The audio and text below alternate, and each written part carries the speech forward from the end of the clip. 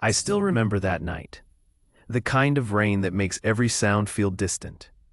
The streets were slick, the air thick with humidity.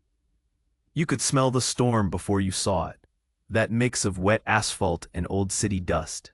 It was a Friday, edging toward midnight. I was halfway home when dispatch came over the radio.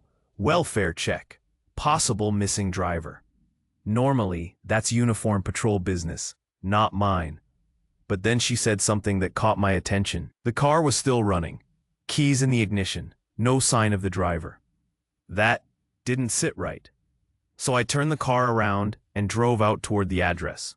A 3-story apartment complex on the east side of town. Old building. Peeling paint. Flickering security lights.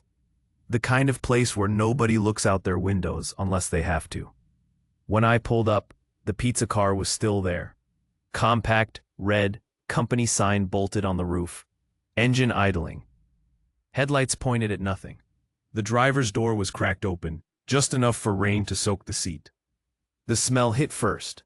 Wet upholstery, cheap tomato sauce, and gasoline. 3 boxes sat on the passenger seat, neat stack, steam fogging up the windows. The order slip read, Order number 1472, Apartment 3B, name M. Grayson, payment type cash. I remember staring at that name longer than I should have. Something about it felt hollow, like a placeholder someone typed out just to fill a blank line. I climbed the stairs, shoes squeaking against the soaked carpet. The hall light flickered, buzzing like an old neon sign. No voices, no music. Just that low hum you get in buildings that have been dying for years. Door 3B looked like all the others. Gray paint, brass numbers dull with age. No light coming from inside. I knocked once, then again, announced myself. Nothing. We had probable cause at that point. So I tried the handle, locked. Forced it open with a shoulder. The sound of the wood splintering echoed down the hall, but no one came out to see. Inside it was spotless. Too spotless. Like a hotel room staged for photos. Recliner angled toward the window. TV off. Coffee table wiped clean. No clutter, no dishes, no personal touch. The only thing out of place was a single glass by the sink and a folded napkin next to it. Then on the counter, I found it. Another pizza receipt. Same order number. Same name. M. Grayson. Except the date was 2 weeks earlier. Now I've seen coincidences before. Names repeating, paperwork errors. But this? It didn't feel random. It felt like a loop. Like someone had written the same story twice, hoping the second ending might come out different. I bagged the receipt and had the text dust the counter. No prints, no residue, nothing. Whoever had been there was careful. Or never there at all. We canvassed the building. Most tenants were asleep, or pretended to be. One old man said he'd seen the driver knock earlier that night. Young guy, hoodie, baseball cap, stood at the door for a minute, then turned around and left. Didn't even try again. He couldn't tell if anyone had answered. Said he heard the sound of a TV but no voices. That was the last confirmed sighting of Eddie Rivas. Eddie was 21. College dropout, worked nights at Tony's Pizza over on Harbor Street. Reliable, friendly, maybe a little too trusting. He was saving up for a motorcycle, something his coworkers teased him about constantly. His shift had technically ended an hour before that last call, but he told a coworker he'd take one more delivery. Said the address was close, easy tip, then joked that he'd beat the rain home. He didn't. The shop called him a few hours later when he hadn't checked in. No answer. His phone went straight to voicemail. They thought maybe he'd gotten a flat, or pulled over somewhere to wait out the storm. Until the next morning, when a passerby noticed his car still idling by the curb. The storm knocked out half the security cameras around the complex that night. The only working one caught Eddie's car arriving, headlights flaring against the rain. He parked, got out, pizza boxes in hand, and then, nothing. No one leaving, no one returning, just gone. The timestamp showed he arrived at 11:42 p.m. We logged it as the last confirmed moment Eddie was seen alive. I remember sitting in the car afterward, staring at that empty space where he should have been. Rain streaked the windshield, and the wipers squealed with every pass. There was a half-empty coffee in the cup holder, cold by then, but I drank it anyway, trying to stay focused. Something about this case dug its hooks in. Not because of the mystery, but because it felt so small. A kid, a pizza, an address, and a name. That was it. And yet, it felt like the kind of story that would follow me forever. We ran M. Grayson. Nothing local. No tenant under that name. No record, no phone, no utilities. When I pulled missing persons statewide, one hit came up. Michael Grayson. Age 38. Missing 3 years earlier. Different city, same state. That case went cold too. Last seen leaving a motel on Route 19. Room key never turned in. The coincidence was too strange to ignore. We called the Grayson family. No connection to Eddie. No link between them. But when I told them about the pizza order, there was this silence on the line.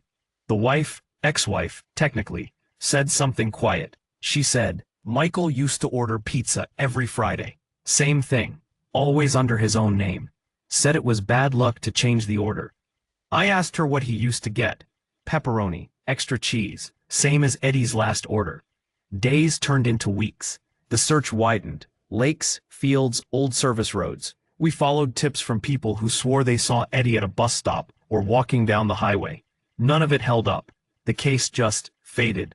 And like most disappearances, once the headlines stop, people move on. But I didn't. I kept that file on my desk longer than I was supposed to. Read through it late at night when the station was empty. I'd tell myself it was just due diligence, but really, I couldn't let it go. About 2 months later, I stopped by Tony's Pizza again. Old habits. The smell of dough and grease hit me the same way it always did. The owner, Tony, looked exhausted. He told me business was down. No one liked thinking about a missing kid tied to their favorite pizza place.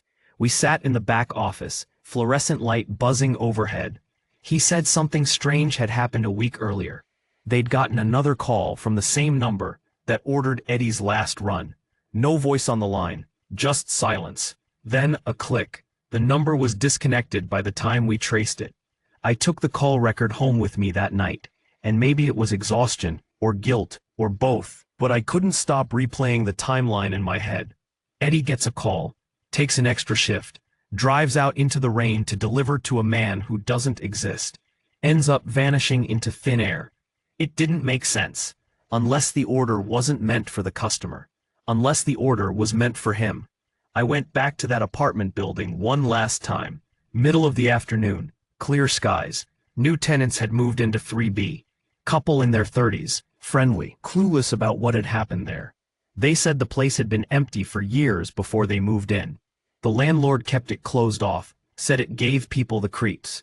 In the corner of the living room, behind where the recliner used to sit, I noticed a faint rectangle on the carpet, lighter than the rest, like something heavy had sat there for a long time. I don't know why, but I crouched down and ran my hand over it. Couldn't feel anything, but I swear the air there felt colder. I left without saying much, didn't want to scare them. A month later, I finally closed the file, or pretended to. Then, one evening, Tony called again. He'd been going through old receipts, trying to reconcile some accounts for insurance. And there it was, another delivery from years back. Same address, same name, M. Grayson, but the driver that time wasn't Eddie. It was another employee who'd quit shortly after. Said he didn't like the feel of that place. When we tried to track him down, the guy had moved out of state. Didn't leave a forwarding address. It's like every thread led to another dead end. I think about that case more than I should. The little details that don't add up. How the receipt dated 2 weeks earlier was already there. How the name connected to a man missing years before. How a kid could drive to the wrong place and never come back. Every detective has a case that changes them. For me, it was this one, because it reminded me how thin the line is between a simple mistake and a tragedy. How a few minutes, one wrong address, can erase a person completely. Years later, after I retired, I was packing up old files and found Eddie's photo.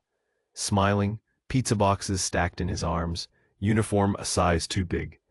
I don't know why I kept it. Maybe because every time I see it, I feel like he's about to say something. Some detail I missed.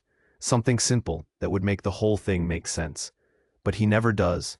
People always want closure. They want to believe every disappearance has an answer.